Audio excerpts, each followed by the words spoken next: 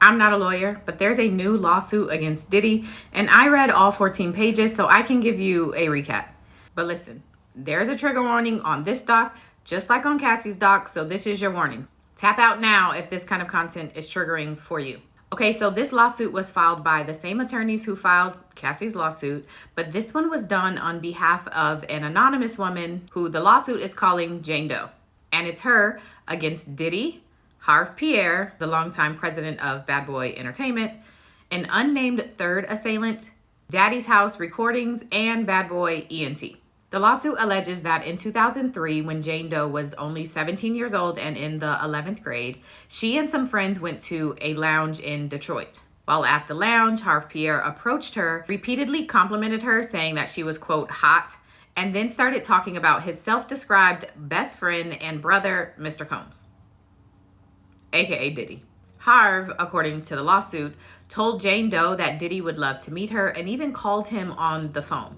Diddy gets on the phone and tells Jane Doe that she should hop on the private jet with Harve and come to New York. After the phone call ends, Harve tells Jane Doe to come with him to the bathroom at the lounge.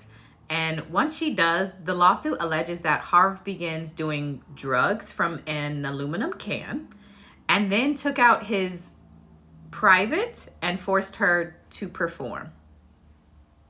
Following that, Harve, Jane Doe, the third assailant, and another person fly out to New York, and once they arrive, they head to Diddy's recording studio, which is called Daddy's House. When they got to the studio, the lawsuit says that Diddy, who was 34 at the time, asked Jane Doe to sit on his lap for a picture, and this is the picture. There were also some other pictures taken from the night, and they are all included in the lawsuit. Next, the lawsuit alleges that Diddy, Harve, and the third assailant began giving Jane Doe copious amounts of drugs and alcohol. She eventually gets inebriated, and they begin touching, stroking, and complimenting her. At one point, the lawsuit says that Diddy told Jane Doe to come with him to the bathroom, and there, without consent, this is what allegedly happened.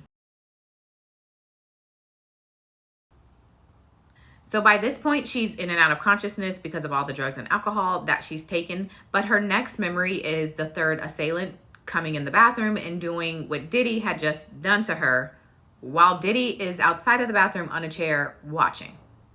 The lawsuit says that Jane Doe told the third assailant no and told him to stop, but he didn't. After the third assailant, the lawsuit alleges that Harve Pierre came into the bathroom and did what Diddy and the third assailant had just done.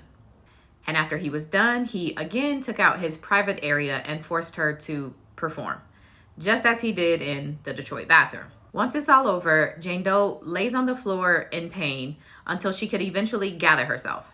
Once she does, she gets some help and walks out of the building.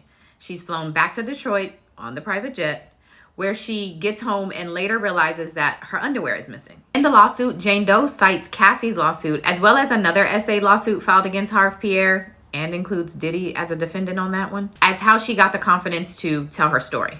Her first and only cause of action is for violating the Victims of Gender-Motivated Violence Protection Law.